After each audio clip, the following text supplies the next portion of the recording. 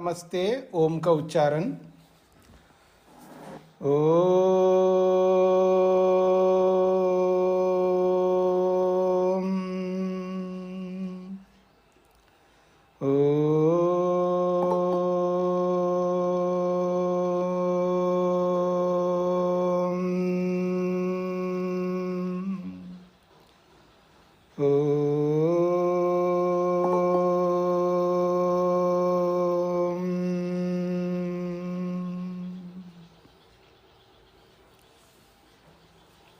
वेदांत दर्शन के तीसरे अध्याय के दूसरे पाद के 31वें सूत्र तक हमने विचार किया।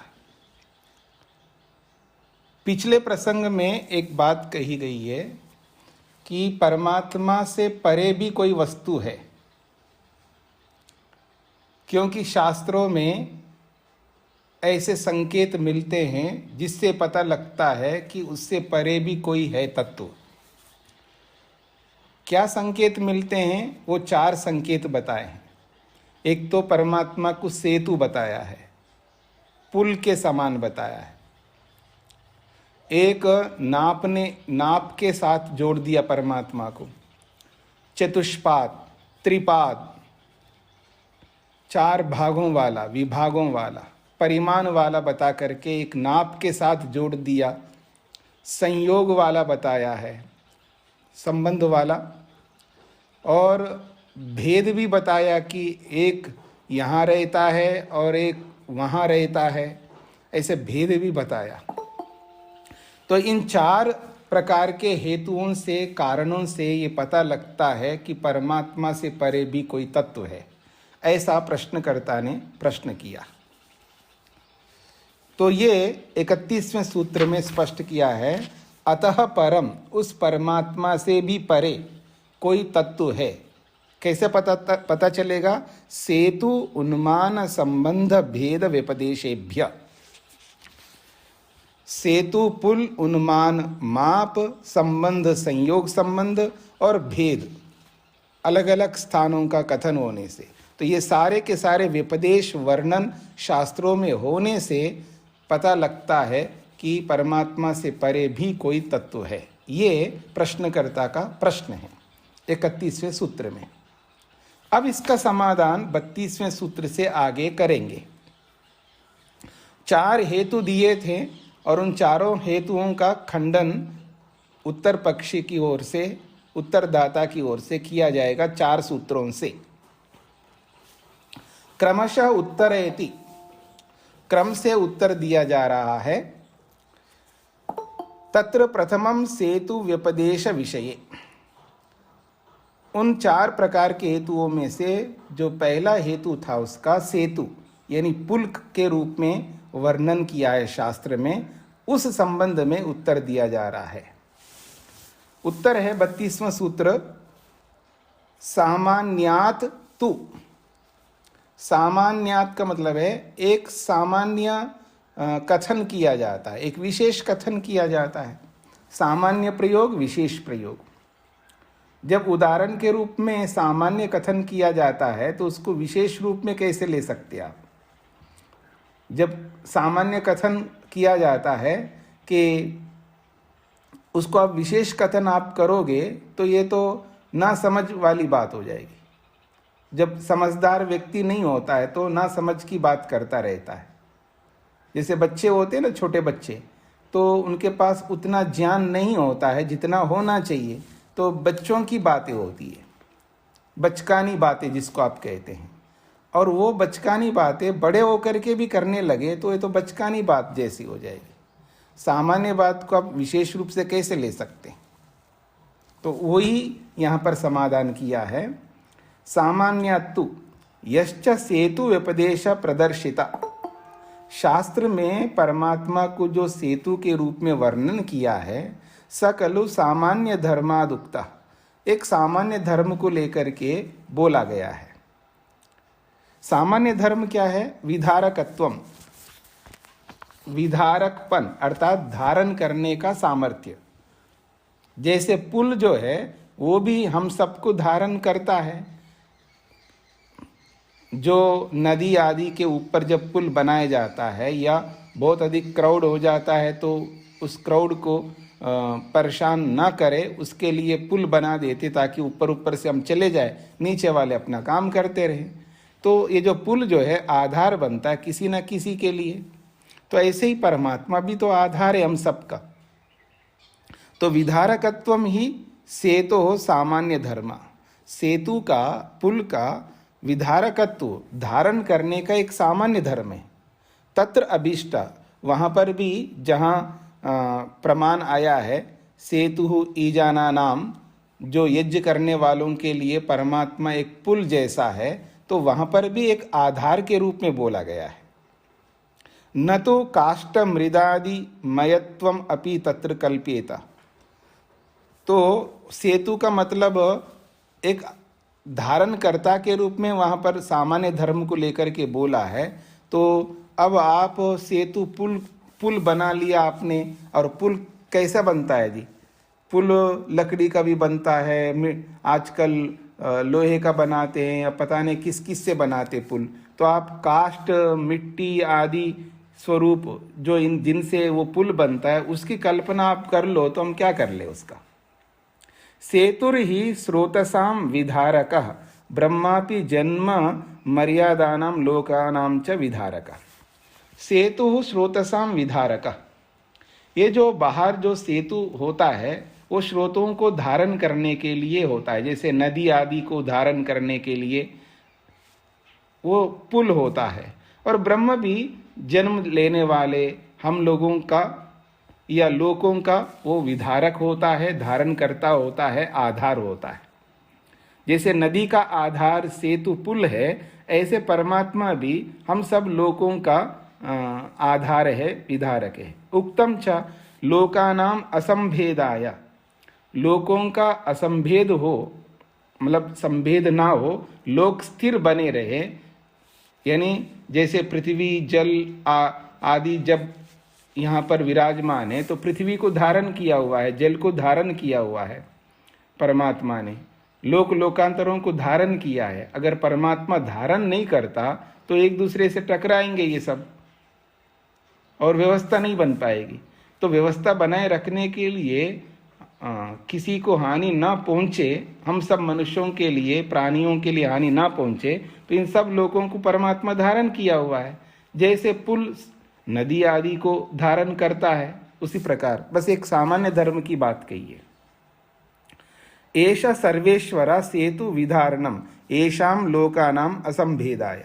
ऐसा सर्वेश्वरा, ये जो सभी का स्वामी परमात्मा जो है वो एक प्रकार से सेतु है, अर्थात विधारण, वो केवल धारण करने के लिए है। येषाम लोकानाम असंभेदाय, ये जो लोक है ये एक दूसरे से न टकराए हैं और इनका विनाश ना हो, उसको व्यवस्थित रखने के लिए वो सेतु के समान, पुल के समान उनको धारण किया हुआ है। बस एक सामान्य धर्म से यहाँ पर उपमा दी गई है। और आप इस उपमा को लेकर के आप पता नहीं क्या क्या कल्पना करने लगे। जो आधार है परमात्मा, तो इसका ये मतलब नहीं है उस आधार से परे कोई वस्तु हो जरूरी है, वो तो सर्वव्यापक है। अब कितने ही जाओ आप, परमात्मा ही परमात्मा मिलेगा, उसके आगे क्या और मिल सकती है वस्तु जो परमात्मा से भी बढ़कर हो। परमात्मा तो सर्वव्यापक है ना, वो तो केवल एक आधार के रूप में पुल के समान बताया, ना कि वो पुल है।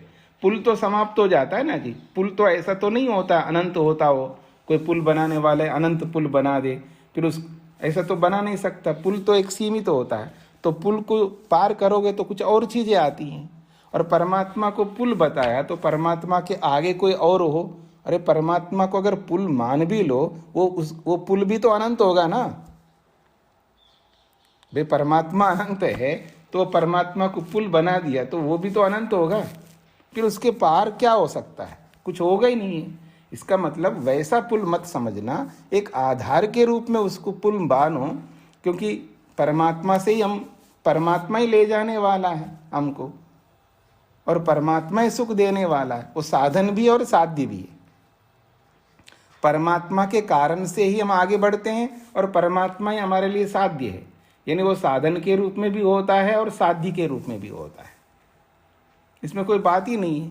तो यही सामान्य उदाहरण को आप विशेष बना करके खंडन नहीं कर सकते, ऐसा समाधान किया है यहाँ पर। सूत्रार्थ,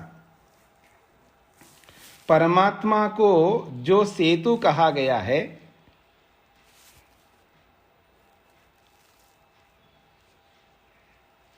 परमात्मा को जो सेतु कहा गया है, परमात्मा को जो सेतु कहा गया है, परमात्मा को जो सेतु कहा गया है, वह लोक के समान धर्म को, वह लोक के समान धर्म को, वह लोक के समान धर्म को ध्यान में रखकर कहा है।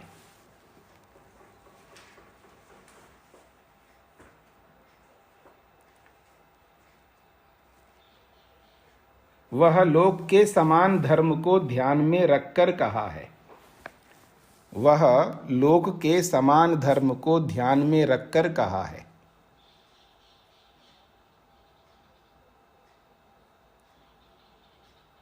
परमात्मा को जो सेतु कहा गया है, वह लोक के समान धर्म को ध्यान में रखकर कहा है।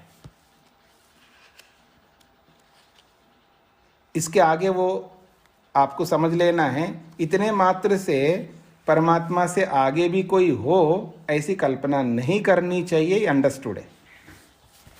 हाँ जी, आगे बढ़ते हैं।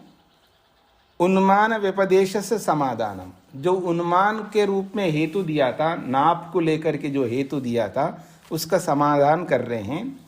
उन्मान व्यपदेशस्य, माप का जो वर्णन शास्त्र में किया है, उसका समाधान किया जाता है। क्या समाधान है? बुद्ध्यर्थः पादवत्। बुद्ध्यर्थ का मतलब है जानने के लिए, बुद्धि का मतलब ज्ञान। कोई वर्णन किया जाता है, कुछ समझाया जाता है, वो किसके लिए समझाया जाता है? ज्ञान प्राप्ति के लिए, विवेक के लिए। तो बुद्ध्यर्थ का मतलब है ज्ञान के लिए। पादों की कल्पना जो की है परमात्मा का, कि एक पाद में, परमात्मा के एक पाद में पूरी सृष्टि है, बाकी 3 पाद जो है खाली है, केवल आनंद से परिपूर्ण है। ये तो परमात्मा को समझने के लिए, परमात्मा को जानने के लिए पादों की कल्पना की है। इससे आप ये थोड़ा समझेंगे कि इसके आगे कोई, परमात्मा से आगे भी कोई होगा, ये बात कही जा रही है। तो आइए पहले भाष्य को देखिएगा, फिर उसके बाद सूत्रार्थ आपको और समझ में आ जाएगा। कहते हैं उन्मान व्यपदेश पादवद अस्ति, जो माप का जो वर्णन है शास्त्र में, वो पादवद अस्ति, वो पाद के समान है। बुद्ध्यर्थो, सूत्र में जो बुद्ध्यर्थ शब्द आया उसको खोल रहे हैं। बुद्ध्यर्थ का मतलब है बुद्धि प्रवेशार्थ, बुद्धि में प्रवेश करने के लिए, अर्थात सम्यक ज्ञानार्थ, उचित ज्ञान करने के लिए पादों को लेकर के कथन किया है। सुकर ज्ञानार्थ ब्रह्मणः पाद व्यपदेशः।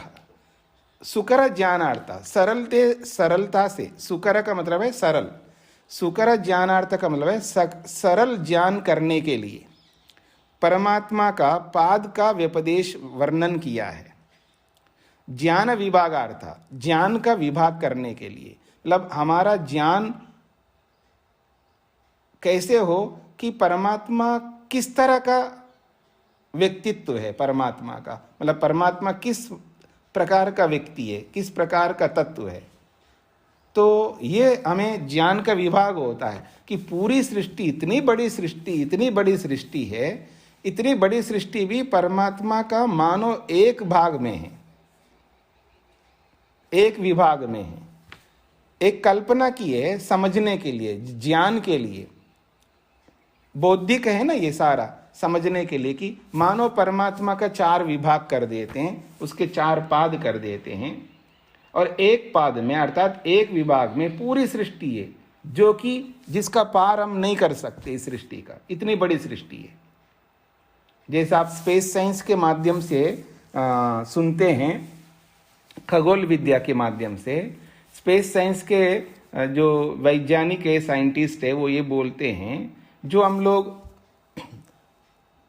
ऊपर देखते हैं आकाश में दूध की नदी की तरह दिखाई देता है, जिसको आकाश गंगा गैलेक्सी कहते हैं, तो बहुत सारी गैलेक्सियों का पता लगाया है वैज्ञानिकों ने।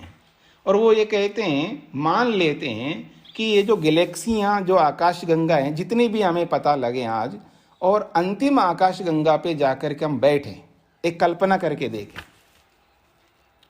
ये तो नामुमकिन बात है, क्योंकि जो सबसे निकट जो स्टार है, सबसे निकट जो तारा है, उसका प्रकाश यहाँ तक पहुँचने में 3 प्रकाश वर्ष लगते हैं।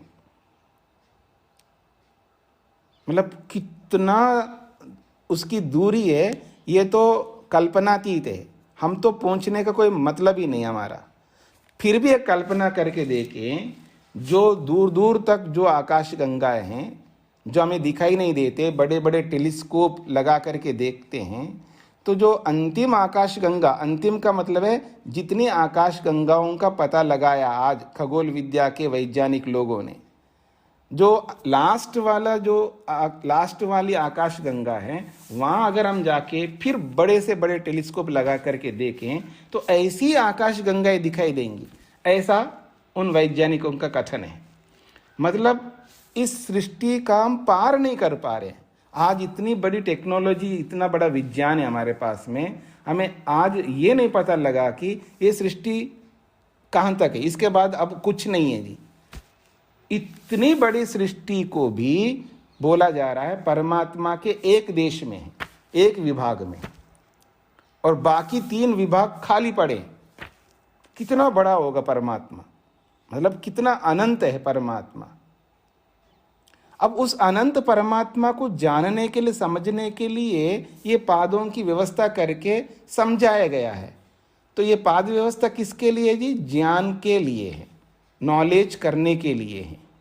इतने से आप ये थोड़ा कह सकते कि परमात्मा से परे भी कोई है, ऐसा कैसे बोल सकते आप? ये कहना चाहते हैं यहाँ पर कि सुकर ज्ञानार्थ, सरलता से परमात्मा का ज्ञान हो, तो इसलिए उस ब्रह्म का पादवत व्यपदेशा, पाद के समान वर्णन किया गया है शास्त्र में, ताकि ज्ञान विभागार्थ, ज्ञान का विभाग करके हम समझ सके। तत्र ब्रह्मणो ज्ञानस्य चतुर्थम रूपम तस्य तुर्य पाद,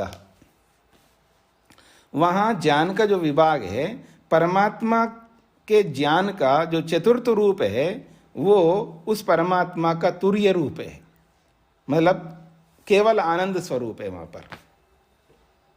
अथ च ब्रह्मज्ञानस्य प्रथमं रूपम तत्तु समस्तम भुवनम, परमात्मा ज्ञान का जो प्रथम रूप है ना, 4 विभागों में परमात्मा का जो प्रथम रूप है, तत्तु समस्तम भुवनम, उस प्रथम रूप में पूरा का पूरा भुवन, संसार, सृष्टि विराजमान है।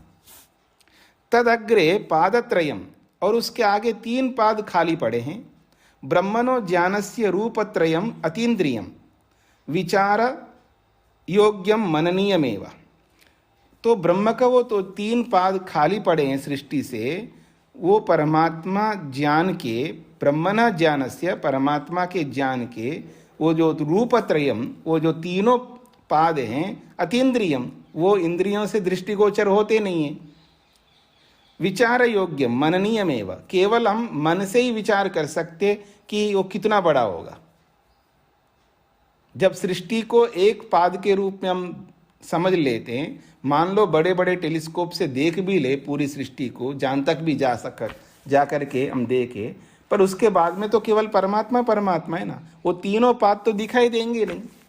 उसके लिए कितने टेलीस्कोप लगाओ, वो तो अतीन्द्रिय है, इंद्रियों से तो दिखाई देने वाले नहीं, यंत्रों से दिखाई देने वाला नहीं है वो परमात्मा।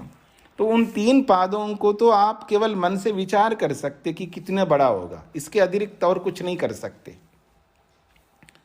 कहते हैं यथा ही कस्यचित अध्यायस्य ग्रंथस्य व पादा कल्प्यन्ते, एक मोटी बात करके समझाना चाहते हैं।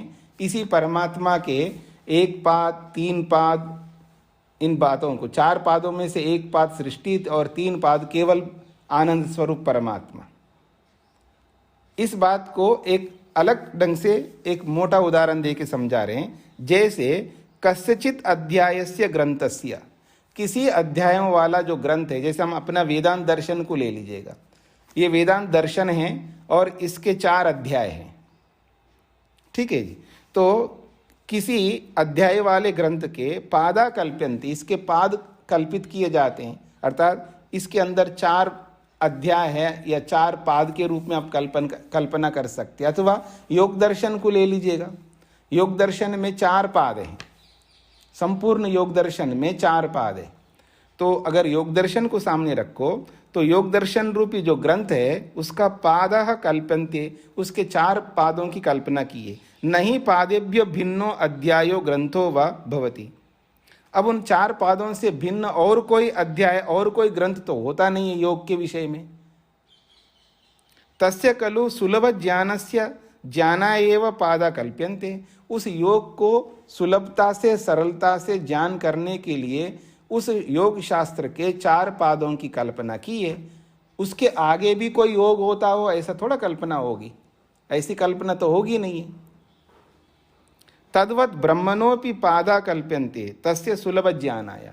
उसी के समान परमात्मा के भी पादों की कल्पना की है ताकि सरलता से हमें ज्ञान हो जाए।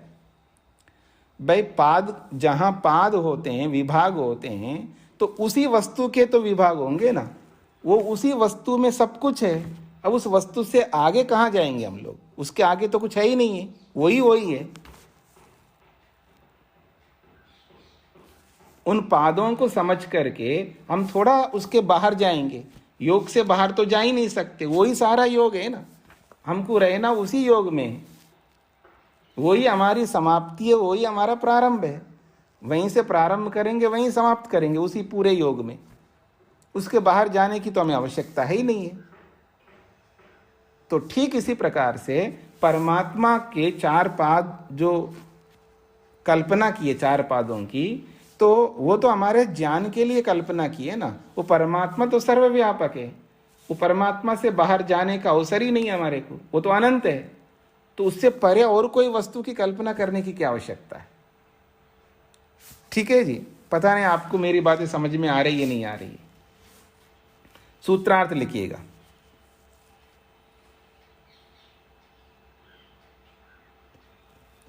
परमात्मा को पाद रूपी माप के समान, परमात्मा को पाद रूपी माप के समान, परमात्मा को पाद रूपी माप के समान जो बताया गया है,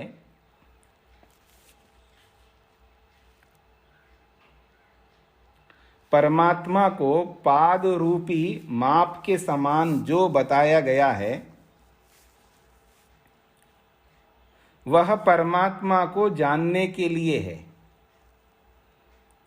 वह परमात्मा को जानने के लिए है।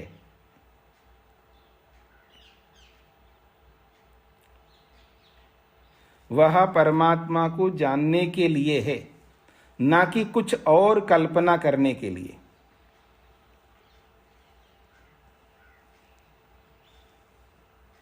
ना कि कुछ और कल्पना करने के लिए।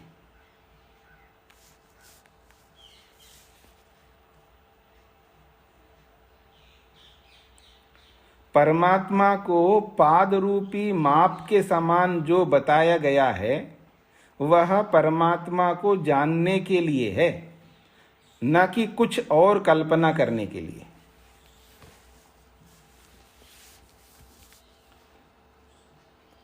तो 2 हेतुओं का समाधान किया है। अब तीसरा जो हेतु है उसका समाधान कर रहे हैं तीसरे सूत्र से।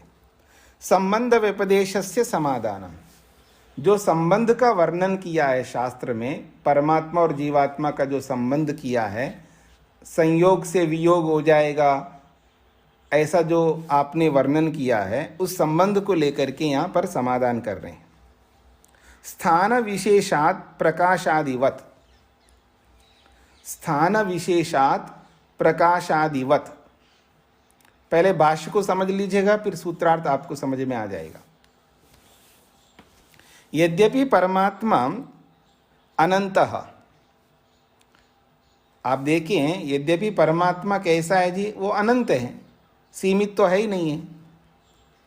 तो यद्यपि परमात्मा अनंत तथापि तस्य प्राप्ति संबंध संयोग व भवति। यद्यपि परमात्मा अनंत है, फिर भी उसकी प्राप्ति का संबंध तो होता ही है। प्राप्ति संबंध रूपी संयोग तो हमारा होता ही है।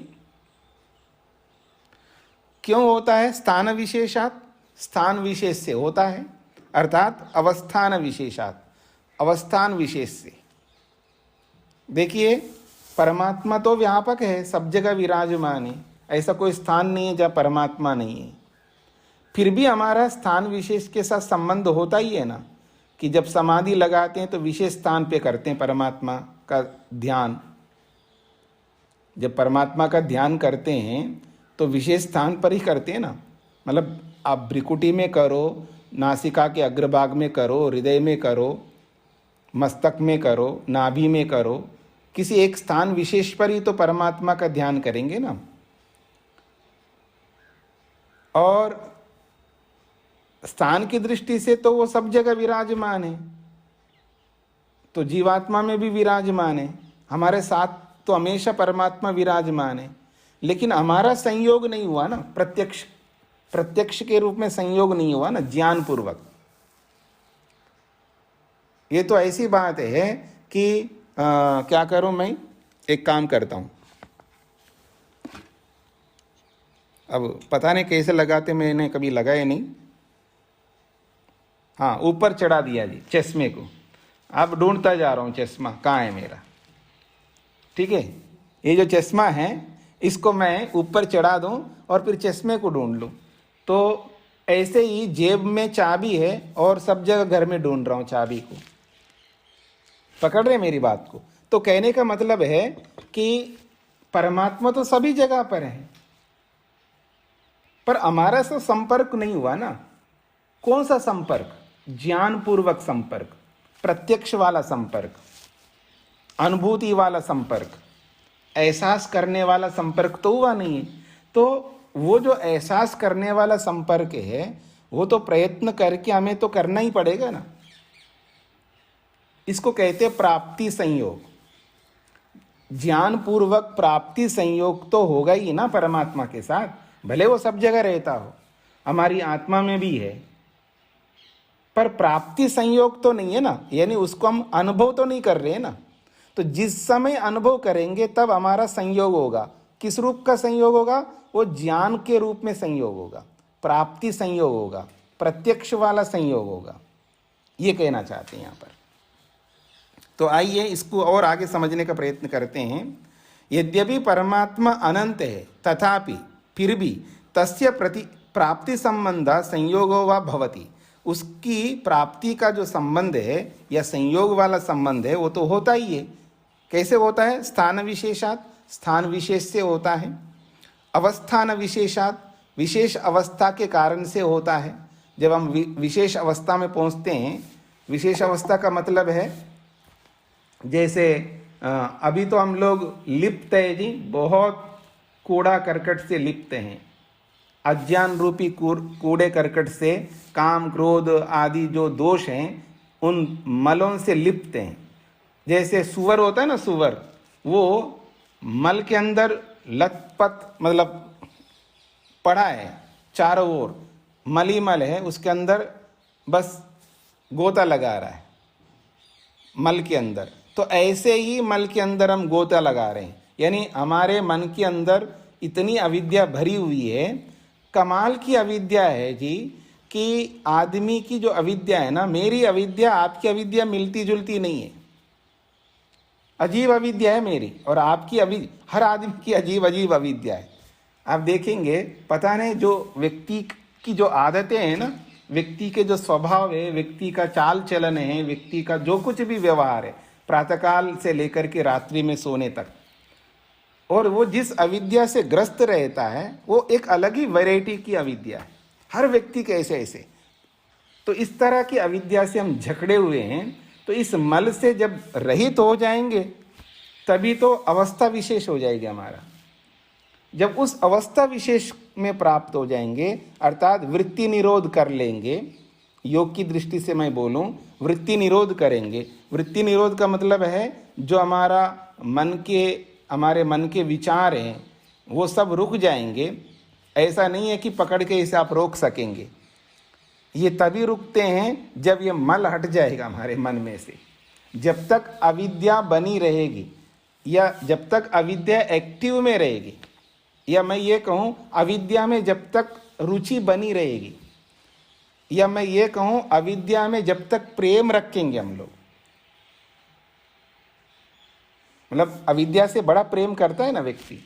मैं बोलता हूँ ना, हमारे गुरुजी जो थे वो ये बोलता है, व्यक्ति अपने दोषों से बेहद प्रेम करता है।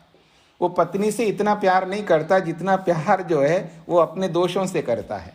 तो जो हमारी जो बुरी आदतें हैं, गलत जो भी अविद्या से युक्त होकर के जो भी हमने बना रखा है, उससे जो प्रेम हम करते हैं, और वो प्रेम जब तक उनके प्रति रहेगा तब तक हमारी प्रवृत्ति ईश्वर की ओर नहीं बढ़ेगी, तब तक हमारी वृत्तियां रुकेंगी नहीं।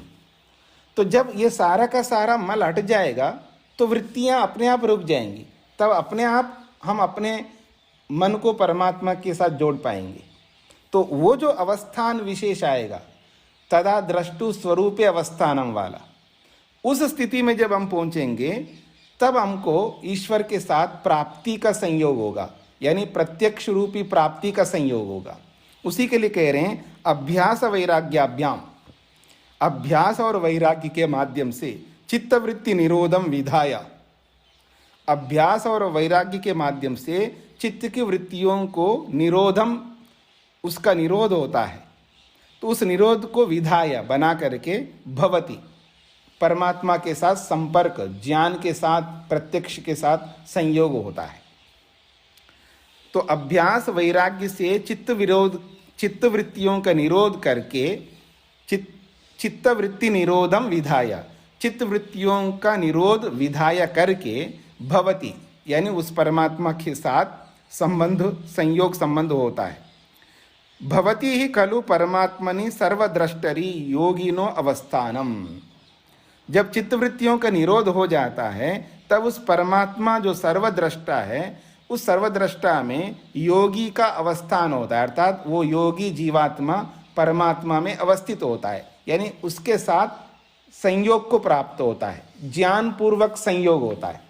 स्थान पूर्वक संयोग तो पहले से ही है, काल पूर्वक संयोग तो पहले से ही है। इस बात को समझने का प्रयत्न करिए।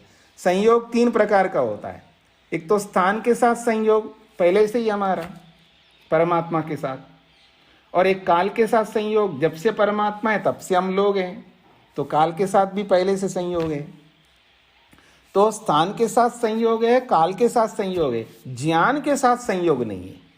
और जब अभ्यास और वैराग्य का हम सहारा लेते हैं जीवन में, वैराग्य का अभ्यास लगातार करते हैं, वैराग्य का अभ्यास का मतलब है यथार्थ ज्ञान को अपने जीवन में लगातार स्थापित करते हैं, तब चित्तवृत्तियों का निरोध होता है। जब चित्तवृत्तियों का निरोध होता है तो उस दृष्टा सर्वद्रष्टा परमात्मा में हमारी स्थिति हो जाती है, यानी ज्ञान पूर्वक हमारा संयोग परमात्मा के साथ हो जाता है। फिर हम ज्ञान से, अर्थात प्रत्यक्ष ज्ञान से परमात्मा को अनुभव करेंगे। आज कैसे अनुभव करते हैं जी? हम लोग शब्दों से अनुभव करते हैं। देखो जी, सब कुछ भगवान का है जी, मेरा कुछ नहीं है। लेकिन मन में किसका है? मेरा है। पकड़ के रखता हूँ उसको, चिपक के, जैसे बंदरी मरे हुए बच्चे के साथ चिपक रहती है ना, चिपकी हुई रहती है। ऐसे ये जो ममत्व है, स्वास्वामी संबंध है, अटैचमेंट्स हैं अलग अलग चीज़ों के साथ में, हम उनके साथ चिपके रहते, उसको छोड़ते ही नहीं। और ऊपर से कहे ये सब मेरा नहीं, ये सब भगवान का है। जब भगवान का है तो भगवान का खराब हो रहा है जी, आपको क्यों परेशानी हो रही है? आपका तो था ही नहीं है भाई, सब कुछ भगवान का है ना। और भगवान का है, लॉस हो गया आपके बिजनेस में, धड़ाम से गिर गए आप नीचे, तो भगवान का था, भगवान का ही लॉस हुआ है। फिर आप क्यों रो रहे हो? आप क्यों दुखी हो रहे हो? क्यों टेंशन ले रहे हो? शरीर किसका है? भगवान का दिया हुआ है, भगवान का मान लो। और कुछ हो गया शरीर में, दुखी नहीं होना है। अब हो गए तो हो गए, हम क्या कर सकते हैं? बस यही कर सकते हैं, इलाज कर सकते हैं, पर रोते हुए नहीं। दुखी होते हुए नहीं, टेंशन लेते हुए नहीं। ठीक है जी। आप में से कई लोग हैं मेरे सामने बैठे हैं जिनको कई परेशानी आ गई थी, फिर वो लोग ठीक कर रहे हैं अपने अपने शरीरों को। ठीक है जी। तो कहने का अभिप्राय ये है, सब कुछ भगवान का है तो भगवान का मान करके शांति से रहो ना, उसको स्वीकार करो। फिर रोना धोना किस बात का, परेशानी किस बात की। तो यही कहना चाहते हैं कि इस अभ्यास, विवेक वैराग्य का अभ्यास करके जब हम अपनी मूर्खता अविद्या को हटा देते हैं, परमात्मा में हमारी स्थिति हो जाती है, परमात्मा के साथ हमारा ज्ञानपूर्वक संयोग होता है। ये संयोग तो होता ही है ना, ये कहना चाह रहे हैं। उक्तम यथा, जैसे कि शास्त्र भी कहता है, तदा द्रष्टु स्वरूप अवस्थानम। तदा, तदा का मतलब है यदा, पहले यदा होगा उसके बाद तदा आएगा। यदा का मतलब है जब वृत्ति निरोध हो जाता है तब, जब वृत्ति निरोध होता है, जब अविद्या हट जाती है तब। द्रष्टु परमात्मा जो दृष्टा है, सबको देखने वाला है, उस दृष्टा के स्वरूप में जीवात्मा की अवस्थानम स्थिति होती है, अर्थात उस दृष्टा के स्वरूप को ज्ञान पूर्वक अनुभव कर रहा है। जब समाधि लगती है तो उस समाधि में होता क्या है, तो दृष्टा के स्वरूप में आत्मा की अवस्थिति होती है। इसका मतलब क्या है, थोड़ा इसको एक्सप्लेन करो कि समाधि जब लगती है तो दृष्टा परमात्मा में जीवात्मा की अवस्थिति होती है, उस परमात्मा में स्थित होता है। क्या मतलब इसका? इसका सीधा यही मतलब है, जब समाधि लगती है तो जीवात्मा प्रत्यक्ष परमात्मा के साथ आबद्ध होता है, संयुक्त होता है, संयोग होता है उसका। परमात्मा के साथ जीवात्मा का संयोग ज्ञानपूर्वक होता है। इस बात पर ध्यान दीजिएगा। स्थान की दृष्टि से तो पहले से संयोग है, काल की दृष्टि से भी पहले से संयोग है। अब समाधि लगते ही ज्ञानपूर्वक संयोग होता है। एक काम करते हैं जी, आंखें बंद कर लो, मेरे को मत देखना, मेरे सामने ही है लेकिन संयोग नहीं है, और आंखें खोलते ही आपके साथ मेरा संयोग हो गया, प्रत्यक्ष हो रहा है। तो वही स्थिति ज्ञानपूर्वक परमात्मा का संयोग होता है, अर्थात अनुभूति होने लगती है। एक काम करता हूँ, ऐसे समझ में नहीं आएगा आपको, बिठा के रखता हूँ आज, चलो आपको, कि 7 बज गए, 8 बज गए, 9 बज गए, 10 बज गए, 11 बज गए, 12 बज गए, सिर दर्द होने लगेगा आपको। ये बाबा जी क्या बात है, आज ऐसे बिठा के रखा है हमको। तो अब बैठे रहो, बैठे रहो, बैठे रहो, सुनते जाओ, और वो भी शुष्क बातें सुनते रहो, और बीच में व्याकरण की बात, निरुक्त की बात करने लगूँ आपको, तो फिर आपका सिर गर्म होने लगेगा और सिर दर्द शुरू हो जाएगा। तो सिर दर्द की अनुभूति होने लग रही है आपको, मेरी बात समझ रहे ना? सिर दर्द की अनुभूति हो रही है, अनुभूति स्टार्ट होगी ना दर्द की, तो पता लग रहा है ना दर्द क्या होता है। ठीक इसी प्रकार से जब ज्ञानपूर्वक परमात्मा के साथ संयोग होता है तो परमात्मा की भी अनुभूति ऐसे ही होने लगती है। जैसे सिर दर्द होने लगती है तो सिर दर्द के साथ हमारा संयोग होता है, दर्द के साथ आत्मा का संयोग जैसा होता है, या लौकिक सुख के साथ संयोग जैसा होता है, ठीक इसी प्रकार परमात्मा के साथ भी हमारा संयोग होता है ज्ञानपूर्वक। हम परमात्मा को अनुभव करने लगते हैं। अच्छा बताइए क्या अनुभव करने लगते हैं? भाई यही अनुभव करने लगते, जैसे आप है वैसे मैं, ये अनुभव करने लगते। आप भी दुख रहित हो, मैं भी दुख रहित हूँ, मुझे आत्मा में कोई दुख नहीं है, क्यों परेशान हो रहा हूँ? तो समाधि के समय वो यही अनुभव करता है कि मेरे में तो कोई दुख है नहीं है, फिर भी क्यों परेशान हो रहा हूँ? मैं कुछ कटा हुआ नहीं, पिटा हुआ नहीं, मतलब सुकड़ा हुआ नहीं, कुछ भी नहीं, मैं जैसा वैसा ही हूँ, मैं छिन्न भिन्न नहीं हो सकता, मैं एज इट इज वैसा का वैसा हूँ, फिर क्यों परेशान हो रहा हूँ? तो परमात्मा का दर्शन होते ही अपना स्वरूप का भी पता लगता है और परमात्मा का स्वरूप का भी पता लगता है। और आपकी जिज्ञासा है कि उसका स्वरूप का क्या पता लगता है? यही पता लगता है आप सुख स्वरूप हो, तो यही पता लगता है सुख स्वरूप हो। एक काम करते हैं, स्वीट हाउस के सामने खड़े हो जाते हैं या अंदर जाके खड़े होते हैं, सब कांच के अंदर, ग्लासेस के अंदर है वो, तो रसगुल्ले को देख करके क्या अनुभव हो रहा है? रसगुल्ला, यही तो अनुभव हो रहा है आपको। भाई रसगुल्ले को आप देखोगे तो क्या अनुभव हो रहा है आपको? रसगुल्ला है तो रसगुल्ला ही अनुभव में आ रहा है, बर्फी है तो बर्फी के रूप में अनुभव हो रहा है, जैसा वैसे अनुभव होगा ना। तो ईश्वर के जैसे गुण होंगे वैसे ही अनुभव होंगे ज्ञानपूर्वक, ये समझ लीजिएगा। तो ये है परमात्मा के स्वरूप में अवस्थित होने का मतलब। ज्ञान पूर्वक परमात्मा के साथ संयोग होता है, वो भी प्रत्यक्ष ज्ञान के साथ, बस यही है। जैसे सुख का प्रत्यक्ष होता है हमको, दुख का भी प्रत्यक्ष होता है, पर उस दुख को दिखा नहीं सकते आप। जैसे दुख को आप दिखा नहीं सकते, सुख को आप दिखा नहीं सकते, ऐसे ईश्वर के प्रत्यक्ष को भी मैं क्या दिखाऊं? देखो जी, ये प्रत्यक्ष होता है, कैसे दिखाऊंगा मैं? जब आप दुख को नहीं दिखा सकते, सुख को नहीं दिखा सकते, तो ईश्वर के प्रत्यक्ष को भी मैं नहीं दिखा सकता, बस अनुभव कर सकता हूं, या आप अनुभव कर सकते हैं। तो यही कहना चाह रहे हैं यहां पर कि तदा द्रष्टु स्वरूप अवस्थान। फिर कहा यदा पश्यते रुक्म वर्णम कर्तारम ईशम पुरुषम ब्रह्मयोनिम तदा विद्वान पुण्य पापे विधूय निरंजन परम साम्यम उपैति। बहुत बड़ी बात कही है जी। जब परमात्मा का दर्शन होता है तो जीवात्मा की क्या स्थिति होती है? जीवात्मा के स्वरूप की भी बता रहे हैं और परमात्मा के स्वरूप को भी बता रहे हैं, दोनों स्वरूपों को स्पष्ट कर रहे हैं। जब परमात्मा का दर्शन होता है, प्रत्यक्ष होता है, तो परमात्मा का कैसा स्वरूप है और जीवात्मा का कैसा स्वरूप है, दोनों के स्वरूपों को इस श्लोक में, मुंडकोपनिषद के श्लोक में स्पष्ट किया जा रहा है। यदा, जब, पश्य का मतलब है जीवात्मा, देखने वाला।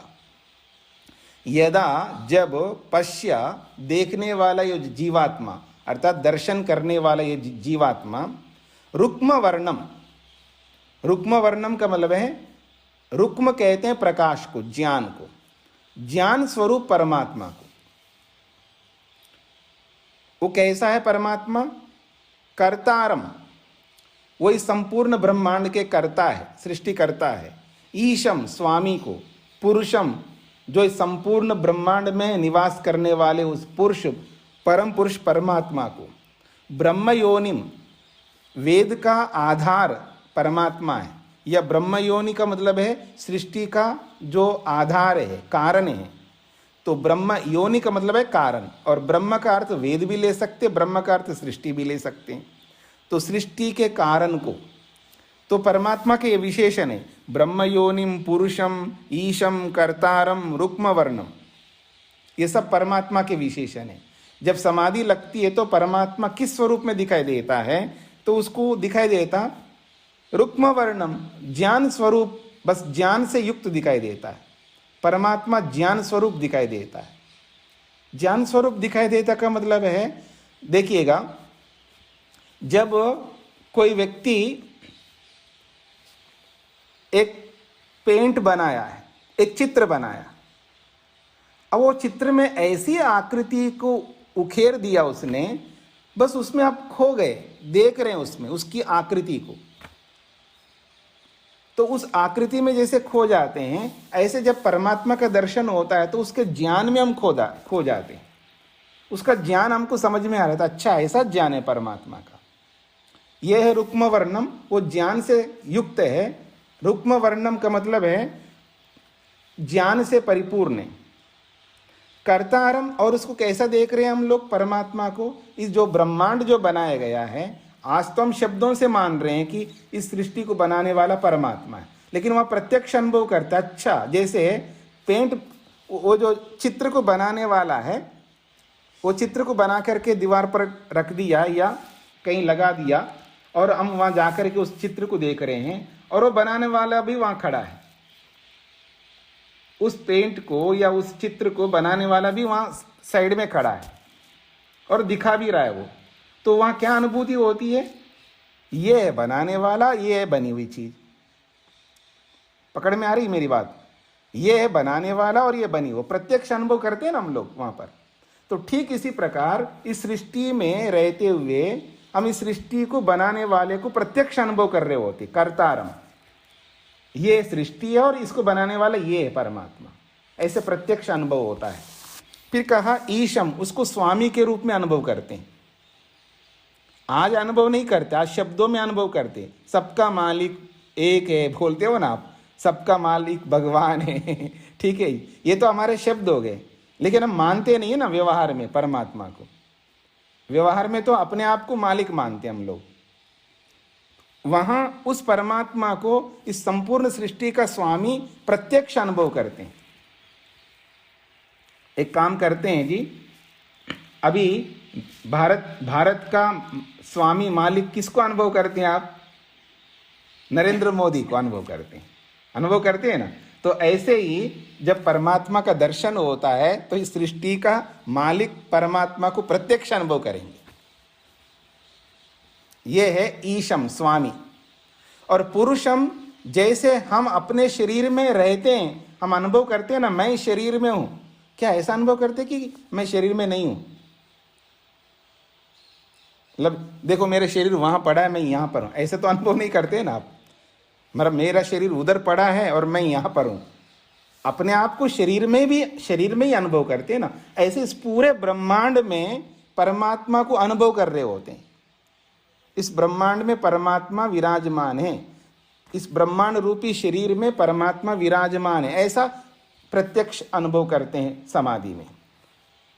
ब्रह्म योनिम, इस पूरे ब्रह्मांड का कारण के रूप में अनुभव करते हैं।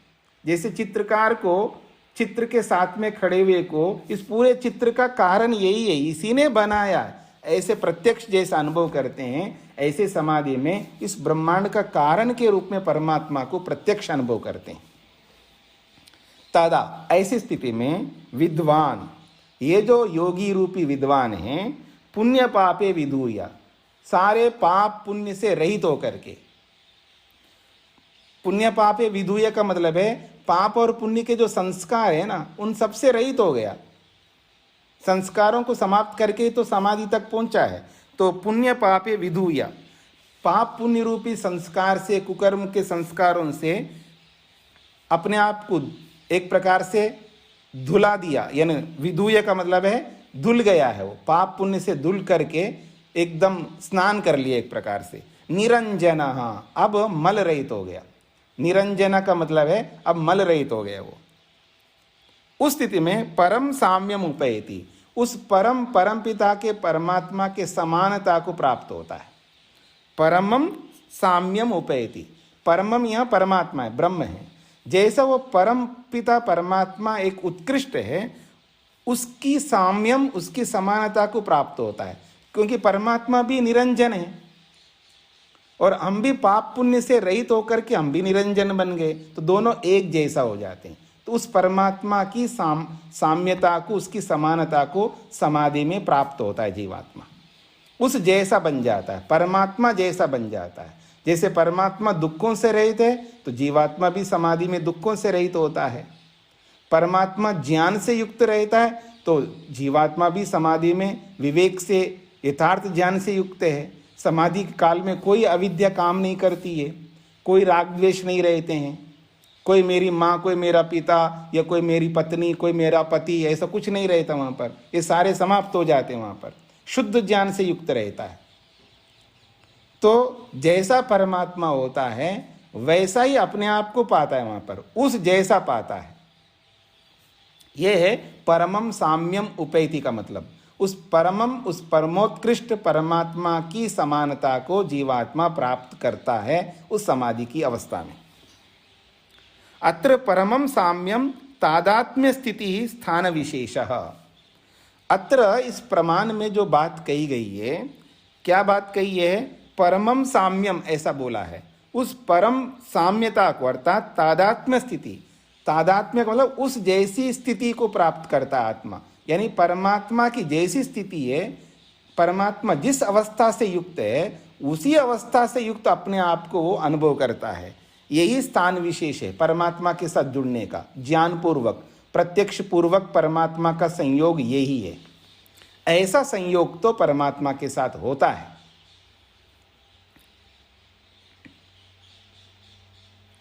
अब एक और बात कहिए, अतच स्थान विशेष हृदये तस्य परमात्मना साक्षात्कारात्मक संबंध।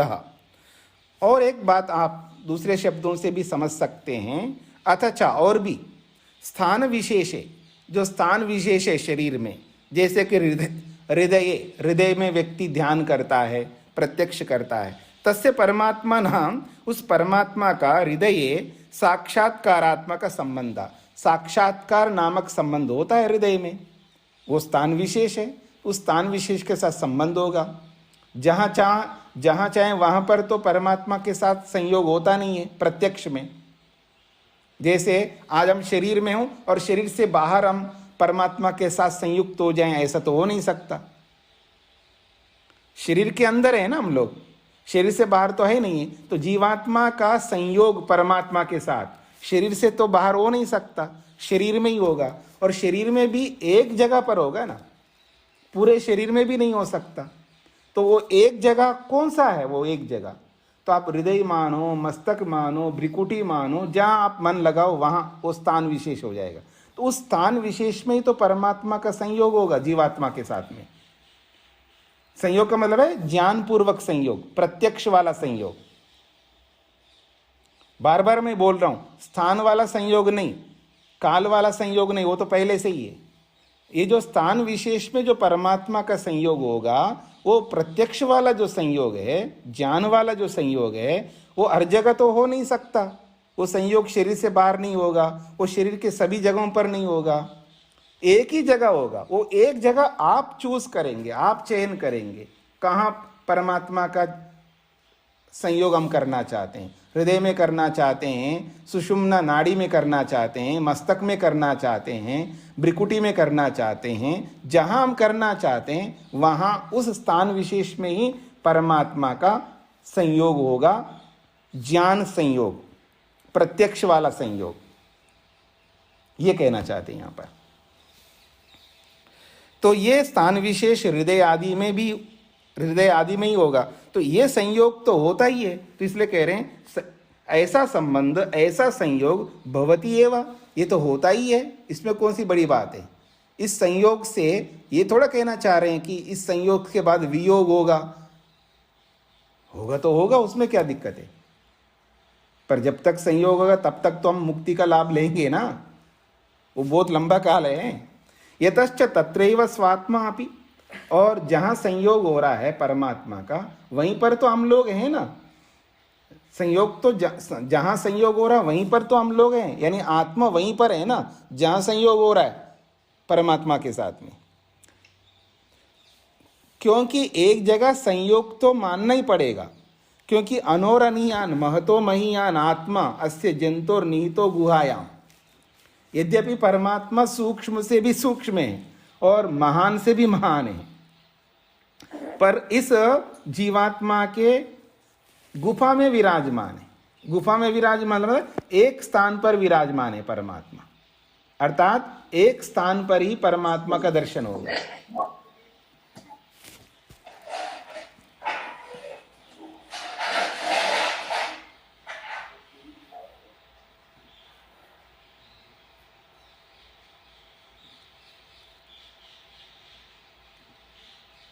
हाँ जी,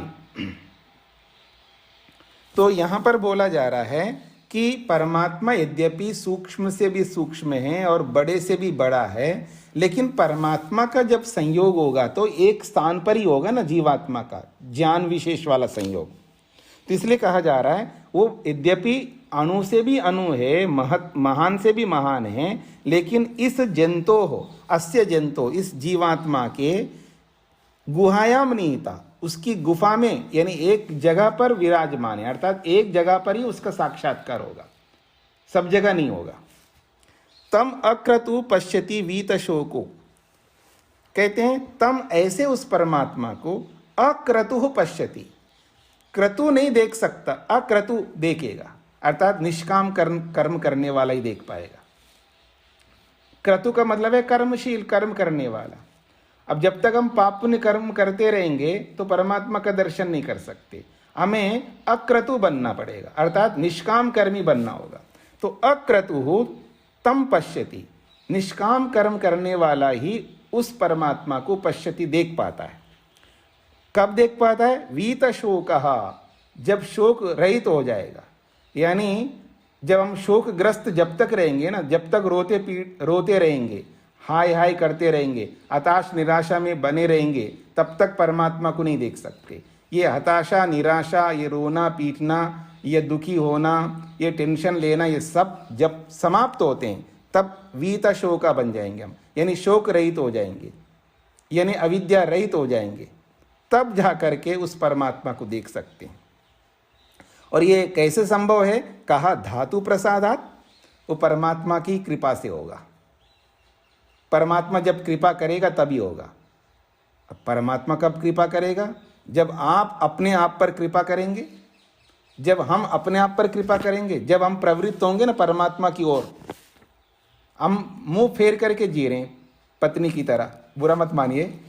पति से जैसे पत्नी कई बार मुंह फेरती है ना, मुंह फेर करके रखती है, नाराज हुई है, बात नहीं मान रहा है पति, जो बातें कही है पति को वो बात मान नहीं रहा है तो मुंह फेर लेती है। तो ऐसे ही हम लोग परमात्मा से मुंह फेर रखे हैं, हमने उसकी ओर अपना मुंह किया ही नहीं है। तो जब परमात्मा के नियमों का पालन करने लगेंगे हम लोग, तभी ही तो परमात्मा हम पर कृपा करेगा, हमारी बात सुनेगा। तो कहते हैं धातु प्रसादात। ये जो धातु का मतलब है धारण करने वाला, संपूर्ण ब्रह्मांड को जो धारण करने वाला जो परमात्मा है, उसके प्रसाद से यानी उसकी कृपा से हम लोग उसका दर्शन कर पाएंगे। तो वो प्रसाद कब करेगा, कृपा कब करेगा हम पर? जब हम उसकी बात मानेंगे, अर्थात उसके जो भी कर्तव्य बताए गए हैं हमारे लिए, परमात्मा ने जो विधान किया है हमारे लिए, उस विधान का जब हम पालन करेंगे तब परमात्मा हम पर कृपा करेगा। इसका यह अभिप्राय है। ऐसे नहीं कि किसी के सिर पर हाथ धर दिया तो कृपा हो जाएगी, नहीं धरा तो नहीं होगी, या उसकी मर्जी है, जिसको चाहे उसको दर्शन कराएगा, जिसको चाहे उसको नहीं कराएगा। वैसी कृपा नहीं चल रही यहाँ पर। यहाँ पर तो उसके नियमों का जो पालन करेगा उसी पर कृपा करेगा। वो न्यायकारी है ना, इस बात पर भी ध्यान देना। वो दयालु है, साथ में न्यायकारी है, उसके न्याय को कभी नहीं भुला सकते हम लोग। तो न्यायकारी होने के नाते वो कृपा उसी पर करेगा जब उसके नियमों का पालन करेगा। न्यायपूर्वक ही कृपा होगी, अन्यायपूर्वक परमात्मा की कोई कृपा नहीं हो सकती है। तो धातु प्रसादात, उस परमात्मा की कृपा से ही हम उस परमात्मा को देख सकते हैं। तो कहते हैं तम अक्रतु पश्यति वीतशोकः, उस परमात्मा को निष्काम कर्म करने वाला ही वीतशोक होकर के, राग रहित या क्लेश रहित होकर के देख सकता है, वो भी धातु प्रसादात, परमात्मा की कृपा से। महिमानम आत्मना, और आत्मा की जो महिमा है, आत्मा का जो विशेष स्वरूप है जो समाधि में हमको दिखाई देता है, उस स्वरूप को हम समाधि में देख पाते हैं, ऐसा कठोपनिषदकार कहते हैं। तो तम आत्मस्तम ये अनुपश्यन्ति धीरा तेषाम शांति शाश्वती नेतरेषाम। कहते हैं तम आत्मस्तम ये अनुपश्यन्ति, वो तो परमात्मा इधर उधर तो है ही नहीं, आत्मा में ही है, अपने अंदर ही है। पर उस आत्मा में स्थित परमात्मा को जो लोग देखते हैं, कौन लोग देखते हैं? धीरा, जो धीर लोग हैं, जो बहुत धैर्य रखने वाले हैं। तेषाम शांति शाश्वती नेतरशाम, उन लोगों को ही शाश्वत शांति मिलती है, हमेशा के लिए। हमेशा का मतलब है वही इन समस्त क्लेशों से, दुखों से रहित होकर के, शांत होकर के जीते हैं। तो तेषाम शांति शाश्वती, उन्हीं लोगों को लंबे काल तक शांति मिलती है। न इतरेशम, जो परमात्मा के उन विधानों का पालन नहीं करते हैं, समाधि नहीं लगाते हैं, वीतशोक नहीं बनते हैं और निष्काम कर्मी नहीं बनते, ऐसे लोगों को वो शाश्वत शांति नहीं मिल सकती, ऐसा प्रमाण कहता है। बाकी बातें आगे करेंगे, इसको यहीं पर विराम देते हैं जी। ओम शांति शांति शांति ही।